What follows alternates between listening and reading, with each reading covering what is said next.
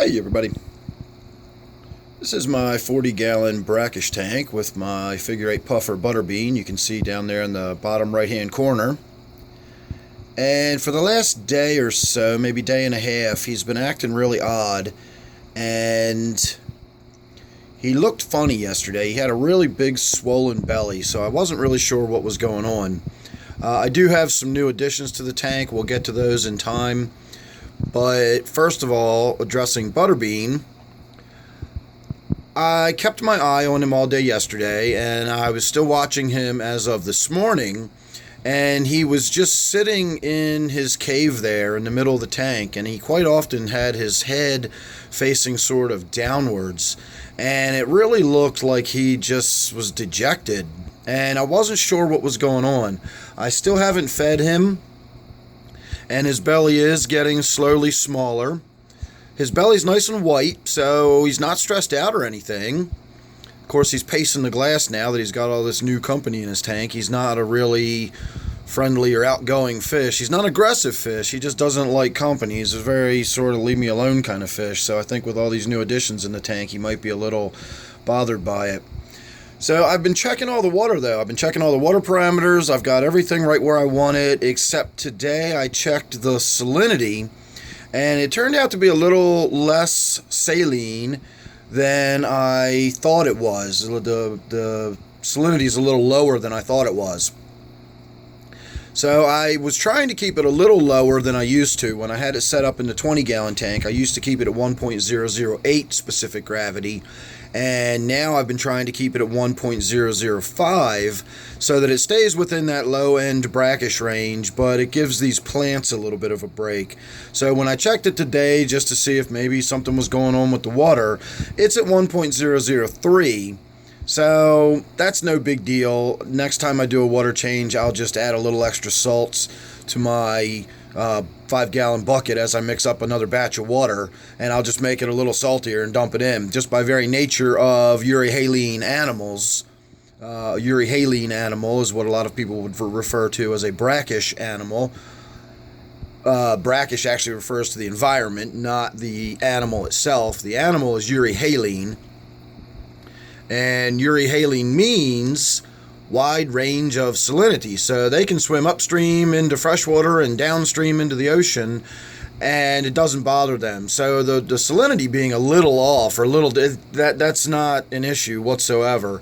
So a lot of people even keep puffers in freshwater. I don't recommend it, but it can be done. It's not really good for the fish over the long term, but you know, it can be done.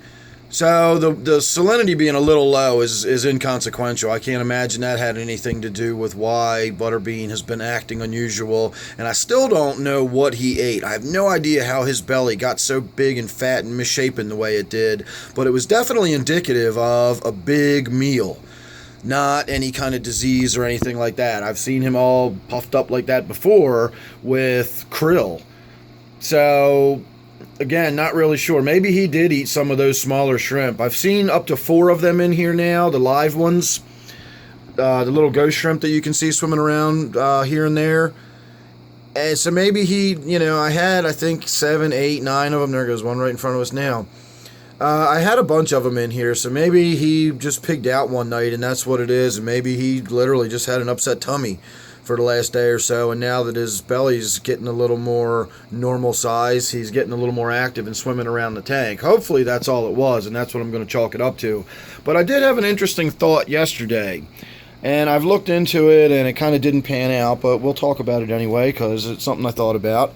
I don't know how well they're coming out on camera there, but can you see how there's sort of like depressions in the substrate? That to me looks an awfully lot like nesting behavior. And so I always just arbitrarily say he, more as a placeholder with Butterbean, because honestly I have no idea whether Butterbean is male or female. There is no sexual dimorphism in the figure 8 puffers, so there's no way to tell until you actually see one of them laying eggs, and then you know it's a female. That doesn't happen very often, and the only stuff I could find out was they lay eggs on flat surfaces or the substrate on the bottom of the tank. It didn't mention anything about nesting or spawning behavior or anything like that. It just said it rarely happens and we don't know much about in-tank breeding. So I suppose it's possible that the unusual behavior has something to do with the hormonal change or as the fish ages. It's 5 now, so I can't imagine a fish taking that long to become mature. And technically, I always thought the figure 8 puffers got a different pattern on them as they matured, and Butterbean's pattern has not changed at all. You still see that very distinct figure 8 mark on his back. So I thought they got more sort of squiggly looking as they got older. So maybe he's got a long way to go. When you look them up, you'll see everything from a 5-year lifespan to up to 15-year lifespan. So he's 5 now. I don't believe for a moment that 5 years is their normal lifespan. I think they live much longer than that. So, I'm going to call this a good news update and say he's doing a lot better. He, she, whatever. The other inhabitants of the tanks, the tank that I got today, I went out to the good fish store that I go to occasionally. It's about an hour away. And I called him up this morning just on a hunch. I've been looking for Bumblebee Gobies ever since I got Butterbean originally. I got some Bumblebee Gobies for his tank, and they've all come and gone. They all grew old and died while I was looking for other ones. Now, I never actively looked for them. I just made sure whenever I stopped in one of the good fish stores, that was on my list of if I saw them, they were coming home with me, and I never saw them. But it wasn't like I went out week after week asking and making phone calls looking for them. I never tried to order them online. I just figured I'd run into them again someday. So I also thought that perhaps Butterbean needed a little more company in the tank or something. I don't know. But I called the store. They had 5 Bumblebee Gobies. They agreed to give them to me at a really good price if I was willing to just come pick all of them up. And she told me they're really tiny. And I said, well, yeah, they're Bumblebee Gobies. They're supposed to be tiny. She's like, no, these are really tiny. And so you can see they're really tiny. I got 5 of them that look like that. So I'm really excited about that. I love Bumblebee Gobies. They're really, really cool little fish. Again, I had 5 of them for a long time in the tank with Butterbean. And they're just cool little fish. I really like them. So they're brand new. No quarantine or anything. We will talk more about quarantine in the near future. I'm not going to get into that now. If you're interested in that, go ahead and subscribe, and that way you won't miss it when I do it. I got to be in the mood to sit down in front of the camera and do that. But we are going to talk about quarantining fish. Why it's important, when we do it.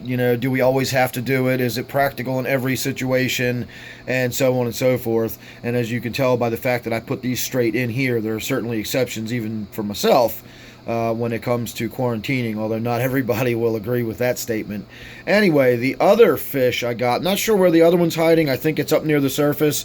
But what we're looking at here right now is an absolutely stunning Orange Sailfin Mollie. I got 2 males.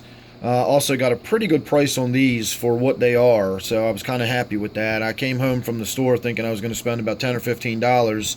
Let's just say I spent a lot more than that by the time I got out of there, because I did get some other fish as well, and we'll have a look at those in just a second. But these big blotch of algae there, these orange sailfins, and I really don't see the other one. Oh, he's up in the corner. I can see its reflection, so we're not going to be able to see it it's in the forward edge all the way up in the top corner, and it doesn't look very happy. It's just kind of hiding in the corner, so I'm not really sure what's going on with that. Now, they were in fresh water when I brought them home, so were the Bumblebee Gobies. So they went straight in with, the normal 20-30 minutes of acclimation. Using my turkey baster every so often to put a drop or two, or an ounce or two of the tank water into the bag and bring it up to the similar salinity. But that's, honestly, you don't even have to do that. I just do that because that's the way I acclimate all my fish. So they went from freshwater right into brackish. I don't think that is why the fish up in the upper right-hand corner is not doing well. It's hard to say what the issue with that one is, but he definitely doesn't look happy up there. But when we see this one away from the algae that it's destroying, which is awesome, that's why I love mollies, or one of the reasons I love mollies, is they just do wonders with destroying algae in your tank. If we ever get to see it out and away and up near the light, it is an amazing looking molly. The speckles in the tail and the dorsal fin are this iridescent bluish green color. It's amazing looking fish. So I can't wait till they start growing out, and being in brackish water and being in a 40-gallon tank, they should actually grow out to look really nice in this tank here. So there's another one of those little gobies sitting up there. I really need to wipe the glass down on this, but it's got salt in the water, and for anybody out there that's got a marine tank, you know what getting salt off a glass is like. Once you drip some water down the front of it, trying to get the tank clean is not always easy.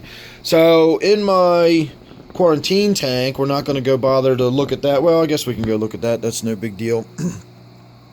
I got 2 more of the long-finned cherry barbs. I'm actually looking at them now, and I'm almost thinking I got 2 females, when I'm pretty sure when they were in the tank and I pointed them out, I'd swear I was pointing out 2 males. I don't know if maybe they grabbed the different ones or if I pointed out the wrong ones, but they looked a lot brighter red in the tank. Maybe they're still just stressed from being moved here, and they're now in my quarantine tank. I just did a big water change and brought the nutrient level in this tank down, because for a quarantine tank, this is really heavily stocked. I lost a couple of neons in here, so I think I've got 18 neons, and then I've got those coolie loaches, and then I've got that little molly in here, or a platy in here. So there's quite a few fish for a little quarantine tank, little 10-gallon tank. And then the other fish I got today are over here, and we'll see if we can't find these.